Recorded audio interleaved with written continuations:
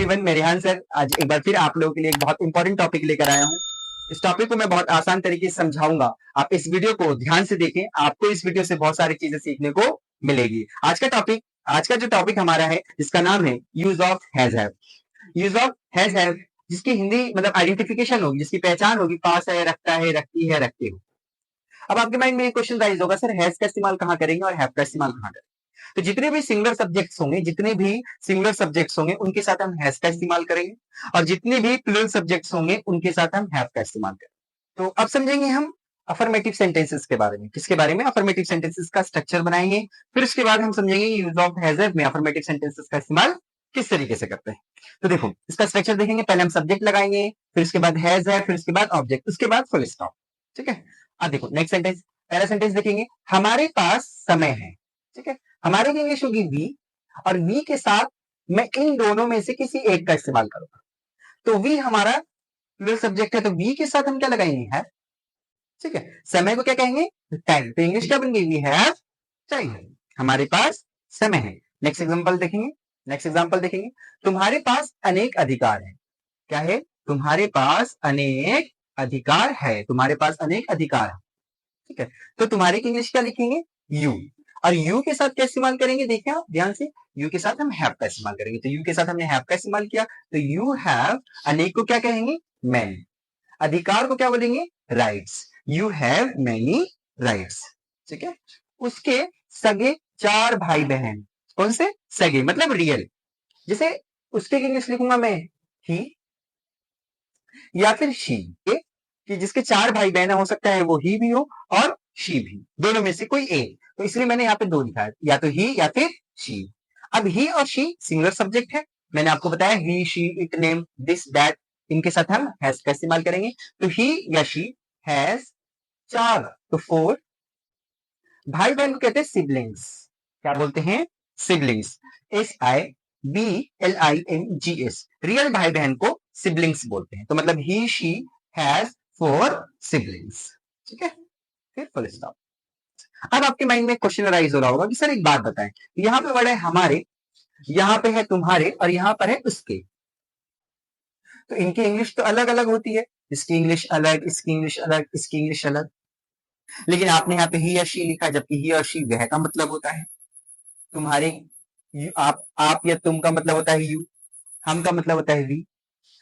देखो भाई, ऐसा इसलिए हुआ, यहां पर हमारे के बाद किसी तरीके से कोई नाउन नहीं है, तुम्हारे के बाद किसी तरीके का कोई नाउन नहीं है, उसके के बाद कोई नाउन नहीं है। अगर इसके साथ कोई नाउन आता, या इसके साथ कोई नाउन आता, या इसके साथ कोई नाउन आता, तो मैं इसकी इंग्लिश अलग लगता। समझ में आ रही बात? या सुना?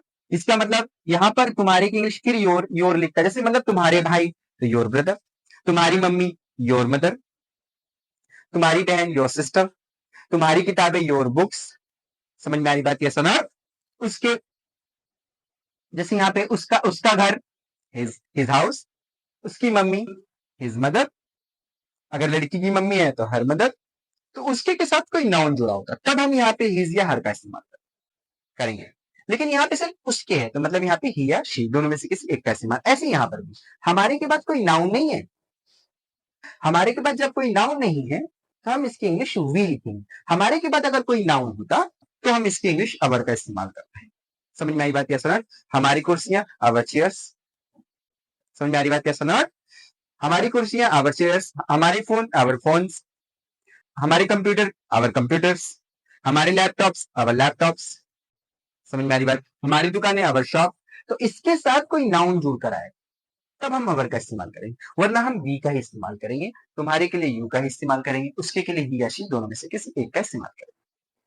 इसके बारे में जब हम पर्सनल प्रोनाउन के बारे में पढ़ेंगे तो उसमें और अच्छी तरीके से इस टॉपिक को समझेंगे। पर्सनल प्रोनाउन का ये टॉपिक है, लेकिन फिर भी मैंने आपको समझा दिया कि तुम्हारे के साथ अगर नाउन आता, उसके के साथ नाउन आता, हमारे के साथ कोई नाउन आता, तब हम इसकी इंग्लिश लिखते हैं। हमारे की अवर, तुम्हारे की योर, ठीक है, उसके की हिज या हर।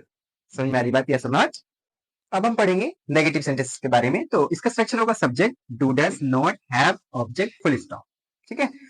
अब आप ये एक चीज ध्यान से देखेंगे कि यहाँ पर है डू डज, और डू डज के साथ सिर्फ हैव आया है। हैज नहीं आएगा, सिर्फ हैव लगाएंगे। डू डज नॉट हैव, फिर उसके बाद ऑब्जेक्ट, फिर उसके बाद फुल स्टॉप। डू या डज कहाँ यूज करेंगे? तो जितने भी सिंगुलर सब्जेक्ट्स हैं उनके साथ हम डज का इस्तेमाल करेंगे और जितने भी प्लूरल सब्जेक्ट्स हैं उनके साथ हम डू का इस्तेमाल करेंगे। अब आप कहेंगे सर हैज नॉट और हैव नॉट भी तो इस्तेमाल होता है, तो मैं आपको बता दूं हैव नॉट और हैज नॉट का इस्तेमाल नहीं करेंगे। यहाँ पर आप सिर्फ डू डज नॉट और हैव ऑब्जेक्ट का इस्तेमाल करेंगे। कुछ एक्सेप्शन केसेस हैं जहां जहां पर हम यूज करते हैं, हर जगह यूज नहीं करते हैं।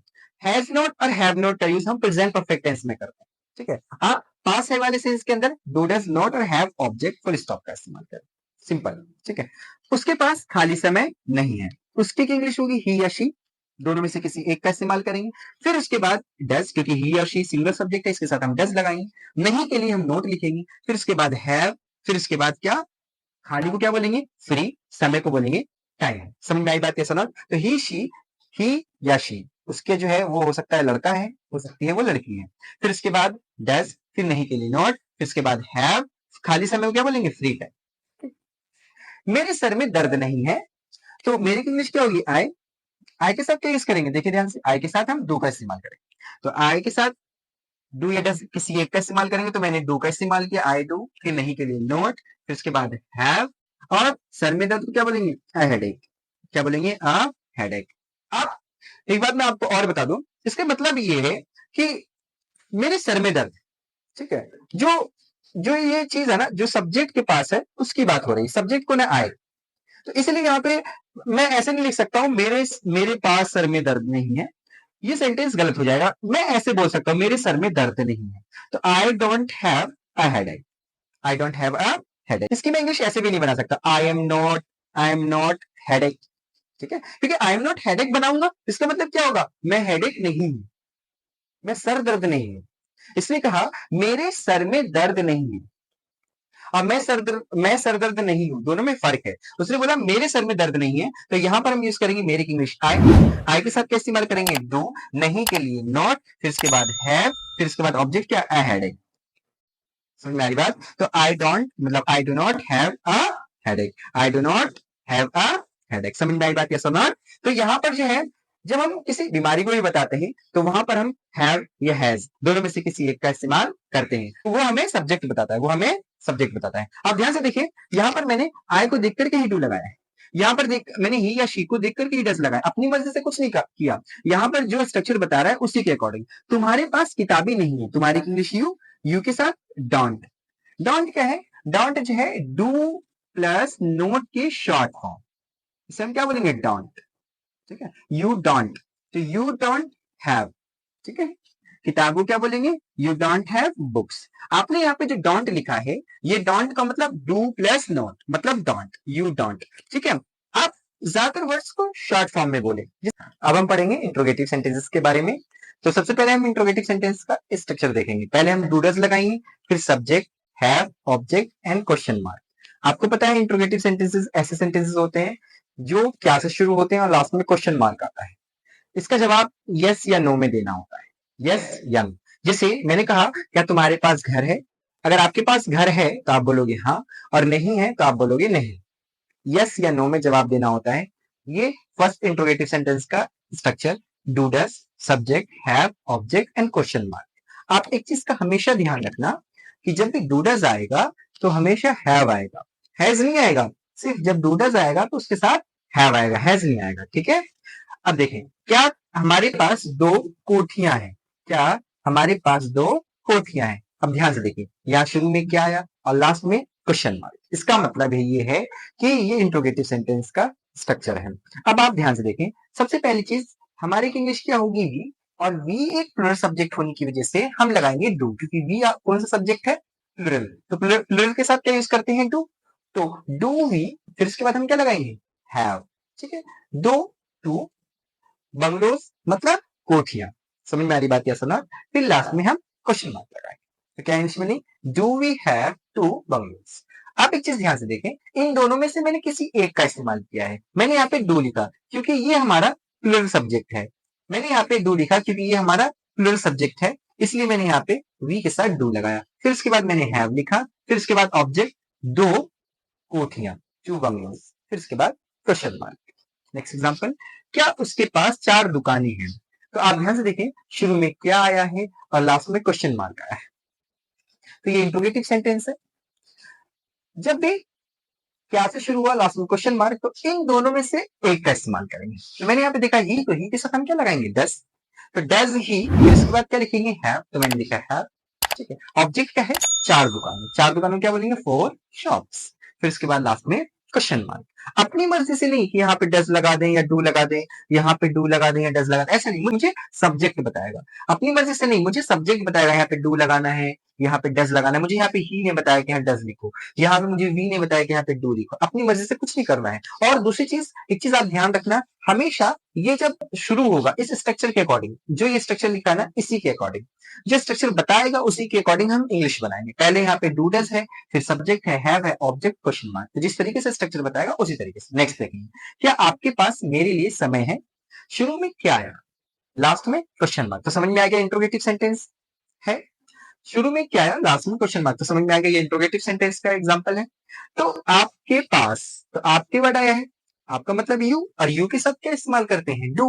तो पहली चीज, मैं इन दोनों में से किसी एक का इस्तेमाल करूंगा, तो यू के साथ में क्या लिखूंगा, डू। फिर सब्जेक्ट क्या है, यू, ठीक है, आपकी इंग्लिश होगी यू, ठीक है। फिर इसके बाद क्या लिखेंगे, हैव, ऑब्जेक्ट, टाइम, मेरे लिए, फॉर मी।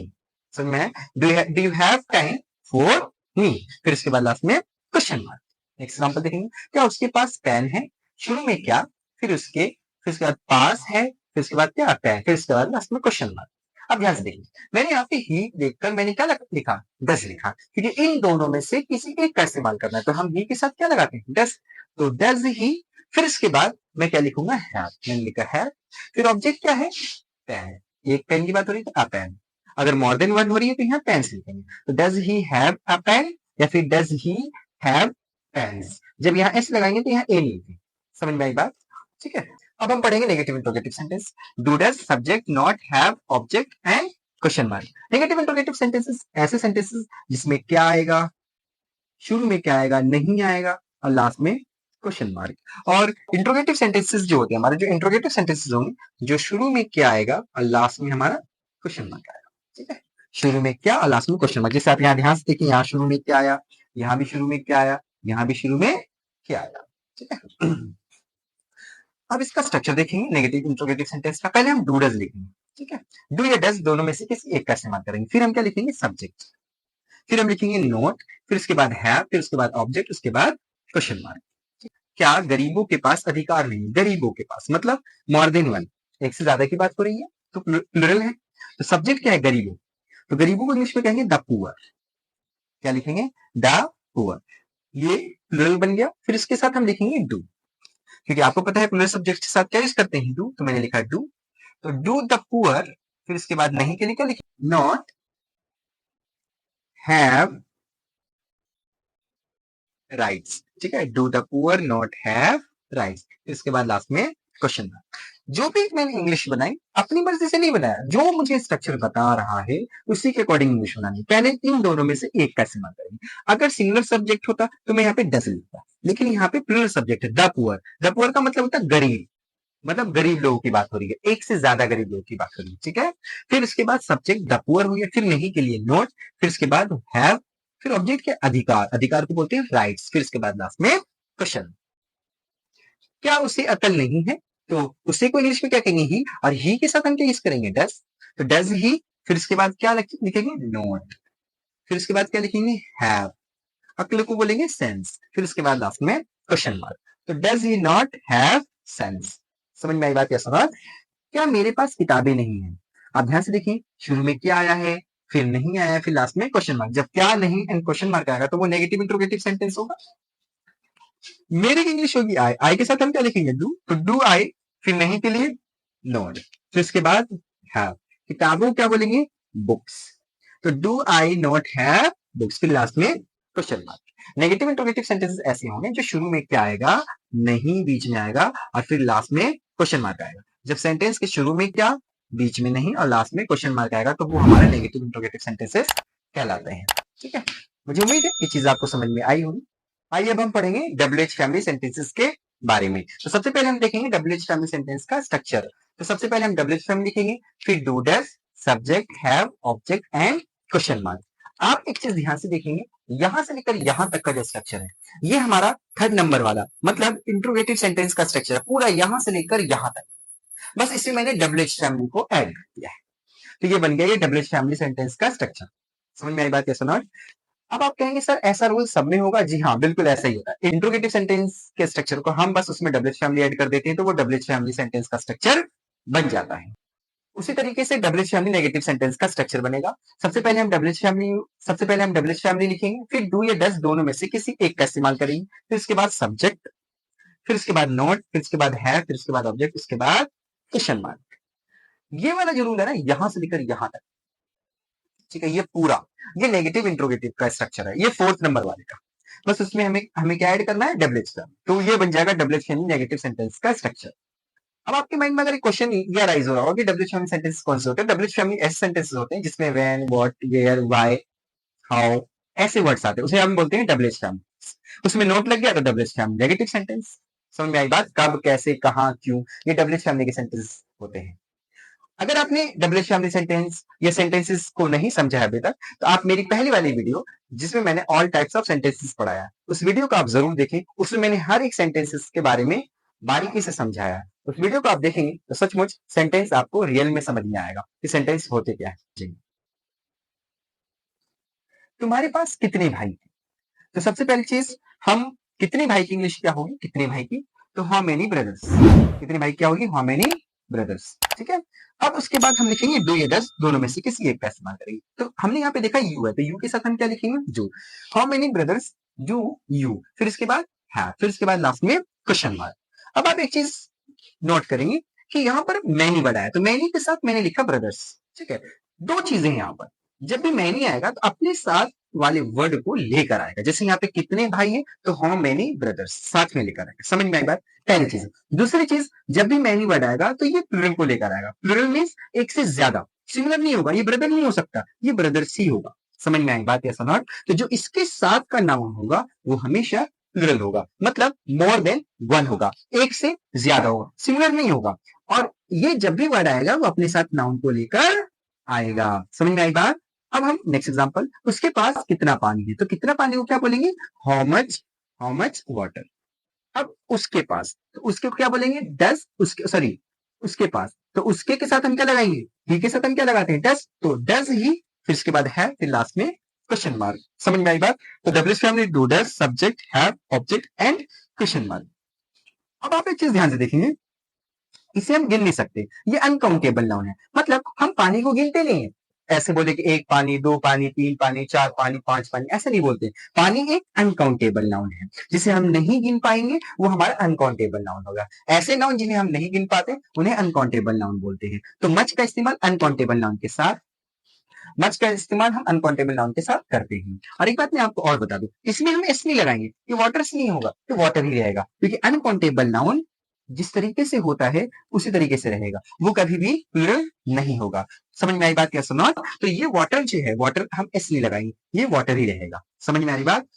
अब एक चीज यहाँ देखेंगे, ये मैनी है, इसके साथ मैंने ब्रदर्स लिखा है, तो इसके साथ हम एस लगाएंगे, इसे हम प्लूरल बनाएंगे, क्योंकि मैनी के साथ हमेशा प्लूरल नाउन आएगा, मच के साथ हमेशा अनकाउंटेबल नाउन। कौन सा नाउन? अनकाउंटेबल। और इसके साथ हमेशा काउंटेबल, मतलब काउंटेबल का मतलब कैसे? भाई को गिन सकती हो, पानी को नहीं गिन सकती, ऑयल को नहीं गिन सकती, लेकिन बहन को गिन सकती हो, किताबों को गिन सकती हो, पेन को गिन सकती हो। समझ में आई बात? हम नेक्स्ट एग्जांपल की तरफ चलेंगे। मेरे पास ये कार क्यों नहीं है, तो सबसे पहले हम देखेंगे इसमें क्यों आया और फिर नहीं आया। तो जैसे आपने देखा क्यों आया और नहीं आया, तो समझ में आ गया आपको कि ये डबल एच फैमिली का नेगेटिव सेंटेंस। कौन सा है? डबल एच फैमिली का नेगेटिव सेंटेंस। ऐसा इसलिए क्योंकि इसके अंदर क्यों भी आया और नहीं भी आया, इसलिए ये डबल एच फैमिली का नेगेटिव सेंटेंस है। तो आसान, सबसे पहले हमें डबल एच फैमिली लिखनी है, तो क्यों की इंग्लिश क्या होगी? वाई, ठीक है।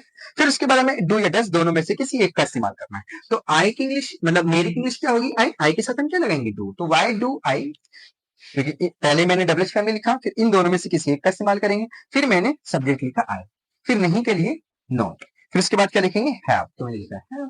फिर उसके बाद ऑब्जेक्ट क्या है? ये कार को इंग्लिश में क्या बोलेंगे? दिस कार, फिर लास्ट में क्वेश्चन मार्क। है ना आसान? तो सबसे पहले मैंने क्या किया, मेरे पास ये कार क्यों नहीं है, इसकी इंग्लिश कैसे बनाई? पहले मैंने डबल एच फैमिली की, क्यों की इंग्लिश बाय, फिर इन दोनों में से किसी एक का इस्तेमाल किया। तो मैंने यहाँ पे देखा आया, आई के साथ क्या लिखते हैं डू, तो मैंने लिखा डू। फिर उसके बाद सब्जेक्ट क्या है आई, मैंने लिख दिया। फिर नहीं के लिए नॉट, फिर उसके बाद हैव, तो मैंने यहाँ लिखा हैव। फिर उसके बाद ऑब्जेक्ट क्या है ये का, इसका, फिर लास्ट में क्वेश्चन मार्क। अपनी मर्जी से कुछ नहीं करना है, जो स्ट्रक्चर बताएगा उस तरीके से इंग्लिश बना। समझ में आई बात कैसा? नॉट। नेक्स्ट एग्जांपल, तुम्हारे पास ये किताबें क्यों नहीं है। अब यहाँ पे फिर से क्यों आया और फिर नहीं से, तो सो सिंपल, पहले डबल स्टैंड लिखेंगे क्यों, क्यों का मतलब वाई, डू या डस दोनों में से किसी एक का इस्तेमाल करेंगे। तो यू के साथ हम क्या लिखेंगे डू, तो वाई डू यू, फिर नहीं के लिए नोट, फिर उसके बाद हैव, मैंने लिखा हैव। ये किताब है तो ये किताबों क्या बोलेंगे दीज बुक्स, तो why do you not have these books, फिर लास्ट में क्वेश्चन मार्क। जैसे जैसे मुझे स्ट्रक्चर बताया वैसे वैसे मैंने इंग्लिश पढ़ा। ठीक है, कुछ इंपॉर्टेंट पॉइंट्स आप लोगों के लिए तैयार किए, इसको जरूर समझिए। सबसे पहली चीज कि डू डज और नॉट आएगा तो हम हैव लगाएंगे, हैज नहीं लगाएंगे। समझ में आई बात, क्या नहीं लगाएंगे, हैज का इस्तेमाल नहीं करेंगे। जब भी डू डज आएगा फिर नॉट, फिर उसके बाद हैव लगाएंगे। अब जो इससे पहले आप एक क्वेश्चन राइज कर रहे होंगे अपने माइंड में कि सर हैव नॉट और हैज नॉट या हैव नो या हैज नो कब लगाएंगे, इसके बारे में मैं आपको एक सेपरेट वीडियो में समझाऊंगा कि हैव नॉट या हैज नॉट या हैव नो या हैज नो कब लगाते हैं। आप बिल्कुल घबराएं, मैं हर एक पॉइंट्स को क्लियर करूंगा, लेकिन थोड़ा लेवल के अकॉर्डिंग। तब आप थोड़ा बेसिक क्लियर करें पहले, फिर हर एक पॉइंट्स को मैं क्लियर करूंगा, आप बिल्कुल घबराएं नहीं। लेकिन इसमें जो यूज ऑफ हैज नहीं है, आप डू डज यूज करें, नोट यूज करें, फिर उसके बाद हैव का इस्तेमाल करें। समझ में आई बात या सुना, और हैव लगाएंगे तो हैज नहीं लगाएंगे। ठीक है, और दूसरा सबसे इंपॉर्टेंट वर्ड मच, मच का यूज हमेशा अनकाउंटेबल नाउन के साथ करते हैं। अनकाउंटेबल नाउन का मतलब कैसे, जैसे मैंने यहाँ पे मच का इस्तेमाल किया है पानी के साथ, तो पानी के साथ अनकाउंटेबल नाउन ऐसे नाउन होते हैं जिन्हें हम गिन नहीं सकते। क्या नहीं कर सकते, गिन नहीं सकते, उन्हें हम अनकाउंटेबल नाउन कहते हैं। ऑयल गिन नहीं सकते, वाटर नहीं गिन सकते, रेत नहीं गिन सकते। समझ में आ रही बात या सुना, तो जो चीजों को जिन चीजों को हम गिन नहीं सकते वो हमारा अनकाउंटेबल नाउन में आता है। और मैनी जो है, मैनी MANY मैनी, वो हमेशा प्लूरल काउंटेबल नाउन के साथ है। काउंटेबल नाउन का मतलब ऐसे नाउन जिसे हम गिन सकते हैं, pen, books, desk, chair, fan, इन्हें हम गिन सकते हैं। तो जिन्हें हम गिन सकते हैं उनके साथ हम मैनी का इस्तेमाल करेंगे, जिन्हें हम गिन नहीं सकते उनके साथ हम मच का इस्तेमाल करेंगे। और जो हम मैनी का इस्तेमाल करेंगे वो हमेशा प्लूरल काउंटेबल नाउन होगा, प्लूरल होगा, मतलब मोर देन वन होगा। ठीक है, और एक चीज और इंपॉर्टेंट पॉइंट, तो हैज और हैव का इस्तेमाल हम डिसीज को बताने के लिए भी इस्तेमाल करते हैं। हैज और हैव का इस्तेमाल हम डिसीज बताने का, मतलब बीमारी को बताने के लिए भी हम इस्तेमाल करते हैं। जैसे जैसे मैंने पहले के एग्जांपल में बताया कि आई हैव अ हेडेक, आप इस तरीके से बता सकते हैं आई हैव फीवर। ऐसे बहुत सारे सेंटेंसेस होते हैं जिसमें हम बीमारी को बताने के लिए हैज और हैव का इस्तेमाल करते हैं। मुझे उम्मीद है जो भी मैंने आपको टॉपिक पढ़ाया वो टॉपिक आपको अच्छी तरीके से समझ में आया होगा। फिर भी अगर कोई पॉइंट्स आपका रह गया है, अगर कोई पॉइंट्स आप समझ में नहीं आया, तो इस वीडियो को आप एक बार और देखें, हर एक पॉइंट्स को मैंने क्लियर किया है। अगर फिर भी इंग्लिश से रिलेटेड कोई कंफ्यूजन रह जाती है तो आप दिए हुए नंबर पर व्हाट्सएप के जरिए मुझसे कॉन्टेक्ट कर सकते हैं, मैं उसका सोल्यूशन जल्द से जल्द आपको प्रोवाइड करूंगा। इस वीडियो में जो भी आपको चीजें अच्छी लगी, जो भी वर्ड्स, जो भी सेंटेंसेस या जो भी टॉपिक आपको अच्छा लगा, वो कमेंट्स के जरिए मुझे जरूर बताएं। और इस वीडियो से सचमुच अगर आपने कुछ सीखा है तो इस वीडियो को लाइक करें, ज्यादा से ज्यादा शेयर करें और हमारे चैनल इंग्लिश विद रेहान को सब्सक्राइब करें। मिलते हैं हम नेक्स्ट क्लास में एक नए टॉपिक के साथ, जब तक आप अपना ध्यान रखें।